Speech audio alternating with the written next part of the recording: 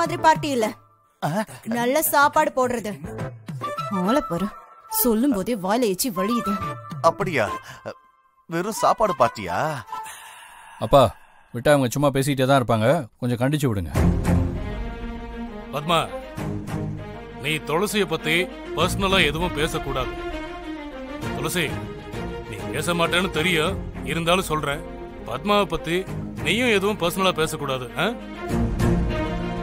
தேர்தல்னு வந்துட்டா பர்சனலா பேசி ஓட்டு வாங்குறது சகஜம் தானே மாமா? நல்லா கேட்டுக்கங்க, யாரும் யார பத்தியும் பர்சனலா பேசக்கூடாது, சரியா? ஞாபகம் வச்சுக்கோங்க. சொல்லிட்டேன் மாமா, 2 பேர்கிட்டயும் சொல்லிட்டேன். அதே மாதிரி பத்மா, வரம்பு மீறக்கூடாது. யாரு திட்டினாலும் அது நம்ம குடும்பத்துக்கு தான் அசிங்கங்கிறத மைண்ட்ல வச்சுக்கோங்க. துளசி நம்ம குடும்பமா? பத்மா ஆண்டி மட்டும்தானே நம்ம குடும்பம். ஜனனி, கொஞ்சம் பேசாம இருக்க மாட்டியா ப்ளீஸ்? இது பாருங்க, உங்க சின்னத்தை சொல்லி மட்டும்தான் ஓட்டு கேட்கணும், அதான் நல்லது. இது என்னோட உத்தரவு, கண்டிப்பா ஃபாலோ பண்ணி தான் ஆகணும், வேற ஆப்ஷனே கிடையாது. சரிங்க ஐயா, உங்க பேரும் இந்த குடும்பத்து பேரும் கெட்டு போகாம நான் பாத்துக்கிறேன்.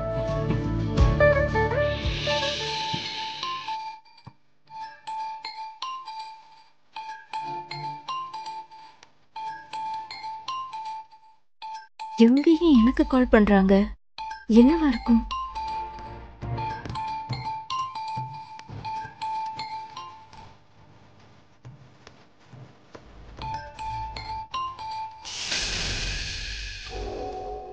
ஹலோ, எனக்கே இப்ப கால் பண்றீங்க? உங்களை நேர்ல பார்க்கலாமா? ஏன்? ஒரு காரணம் இருக்கு. என்ன காரணம்? எதுக்காக பார்க்கணும்?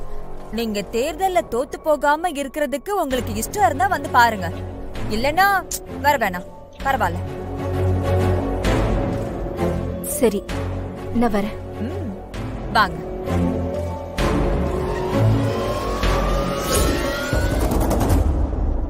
சொல்றத நல்லா கவனத்துல வச்சுக்கோங்க.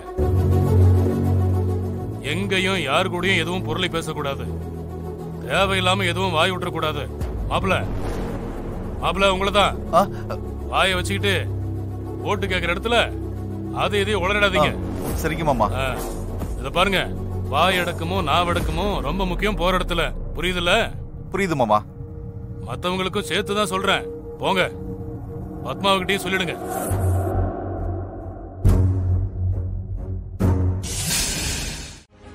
அவளை விரட்டுறதுலாம் ரொம்ப ஈஸி, ஏன்னா அவ ஒரு லூசு.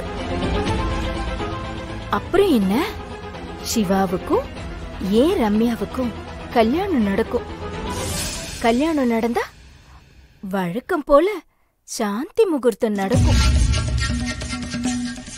அப்புறம் பாட்டி கேட்ட மாதிரி 10 மாசத்துல எனக்கும் சிவா மாமாவுக்கும் அழகான ஒரு குழந்தை பிறக்கும்.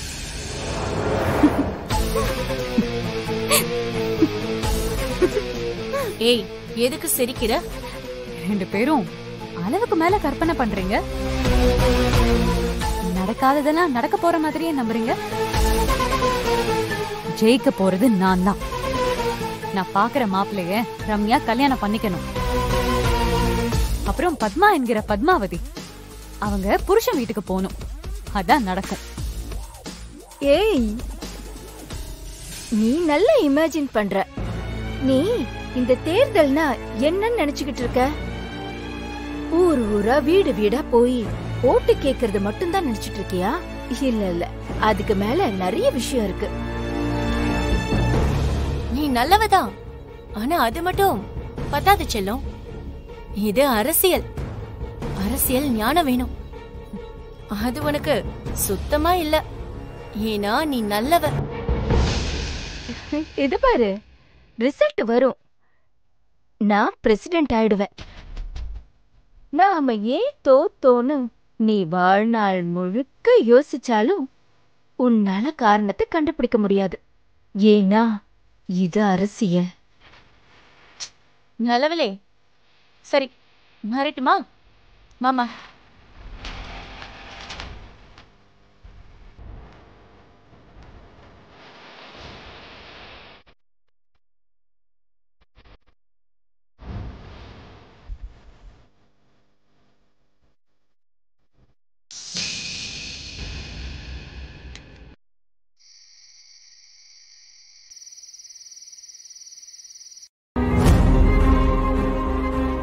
ரிசல்ட் வரும்.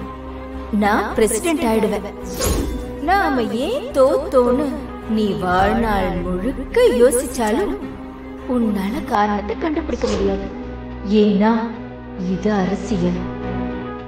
ஜனனி எப்படியும் அதை பத்மாவதி கிட்ட சொல்லுவாங்க. நாம என்னமோ பண்ண போறோம்னு பயந்து பத்மா எனக்கோ தப்பா ஏதாவது பண்ணுவாங்க. அவங்களோட பிளான் என்னன்னு கண்டுபிடிக்க நமக்கு சான்ஸ் கிடைக்கும்.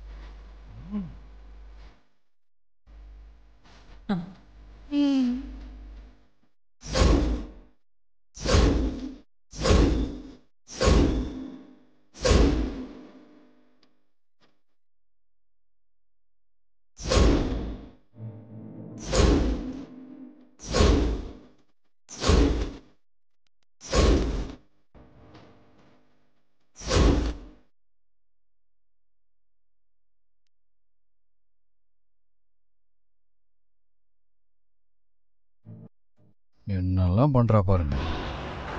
அப்பா அவங்க நம்பிட்டாங்க. துளசி, நீ சொன்னது ரொம்ப நல்ல பிளானா இருக்கு. இத மட்டும் செஞ்சுட்டா போதும், உனக்கு வெற்றி நிச்சயம். ஆமாமா, அப்படிதான் நானும் நினைக்கிறேன்.